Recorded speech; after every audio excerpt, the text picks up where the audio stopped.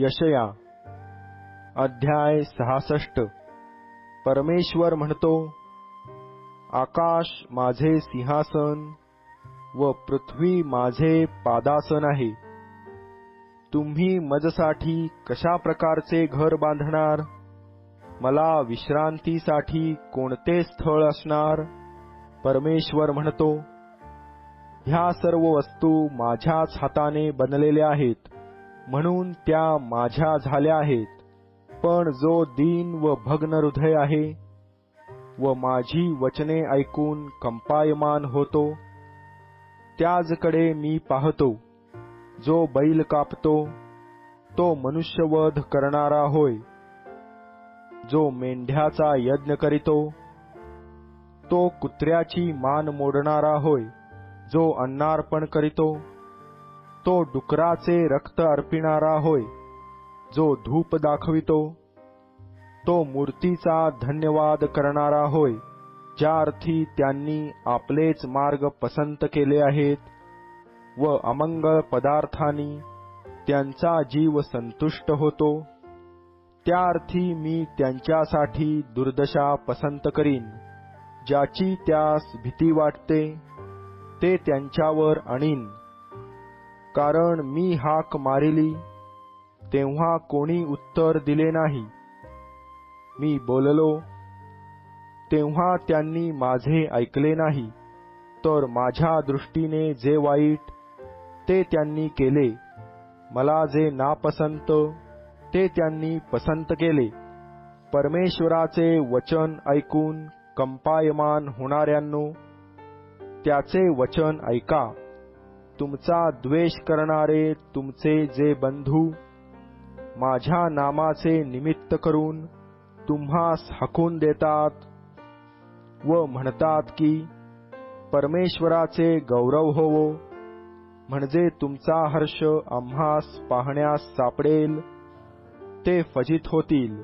नगरातून कोलाहल ऐकू येतो, मंदिरातून शब्द ऐकू येतो. आपल्या शत्रूंचे पारिपत्य करणाऱ्या परमेश्वराचा शब्द ऐकू येतो. वेणा येण्यापूर्वीच ती प्रसूत झाली, वेदना होण्यापूर्वीच तिला पुत्र झाला. अशी गोष्ट कोणी कधी ऐकली काय? अशी गोष्ट कोणी पाहिली काय? देश एका दिवसात जन्म पावतो काय? राष्ट्र एका क्षणात जन्मास येते काय? परंतु सियोनेने वेणा दिल्या, ती आपली मुले प्रसवली. मुले जन्माच्या लागास आणून त्यास मी प्रसवणार नाही काय?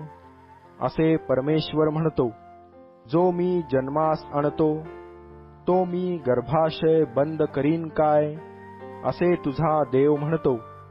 यरुशलेमे बरोबर आनंद करा.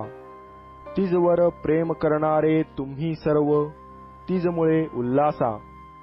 तिजसाठी शोक करणारे तुम्ही सर्व तिजबरोबर अत्यंत हर्षित व्हा, म्हणजे तुम्ही तिचे स्तन चोखून तृप्त व्हाल, सांत्वन पावाल व तिचे विपुल वैभव भोगून संतुष्ट व्हाल.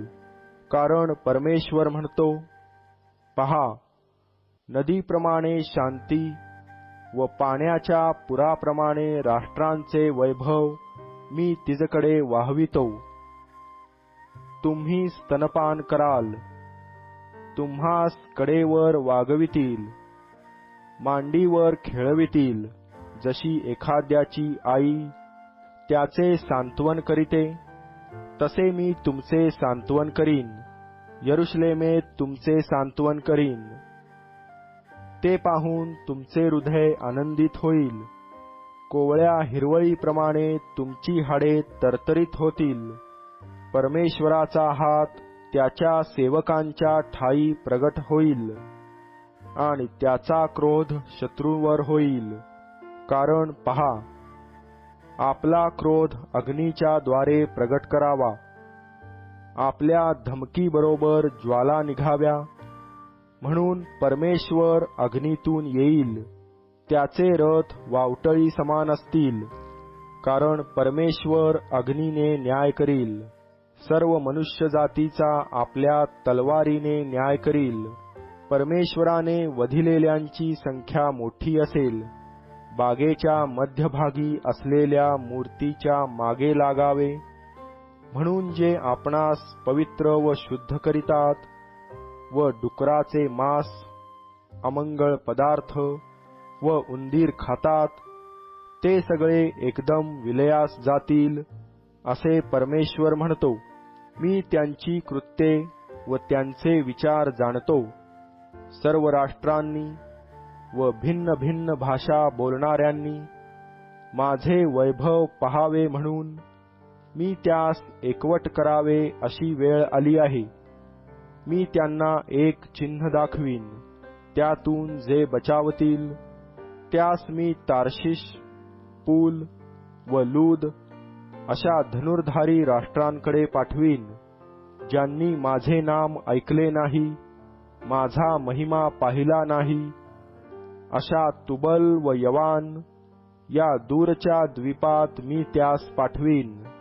ते अन्य राष्ट्रात माझा महिमा प्रगट करीतील. परमेश्वर म्हणतो.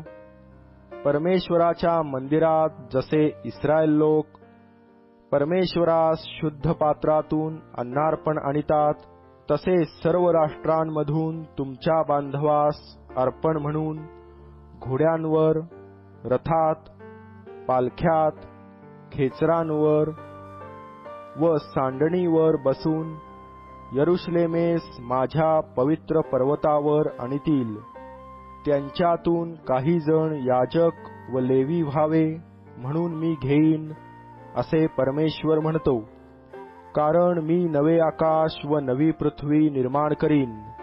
ती जशी मजसमोर टिकून राहतील, तसा तुमचा वंश व तुमचे नाव टिकून राहील, असे परमेश्वर म्हणतो. असे होईल की एका चंद्रदर्शनापासून दुसऱ्या चंद्रदर्शनापर्यंत, एका शब्बाथापासून दुसऱ्या शब्बाथापर्यंत सर्व मनुष्यजाती मजपुढे भजन पूजन करण्यास येईल, असे परमेश्वर म्हणतो. ज्या मनुष्यांनी मजविरुद्ध बंड केले, त्यांची प्रेते ते बाहेर जाऊन पाहतील. कारण त्यास लागलेली कीड कधी मरावयाची नाही, त्यास लागलेला अग्नी कधी विझावयाचा नाही. सर्व मानवजातीस त्यांची किळस येईल.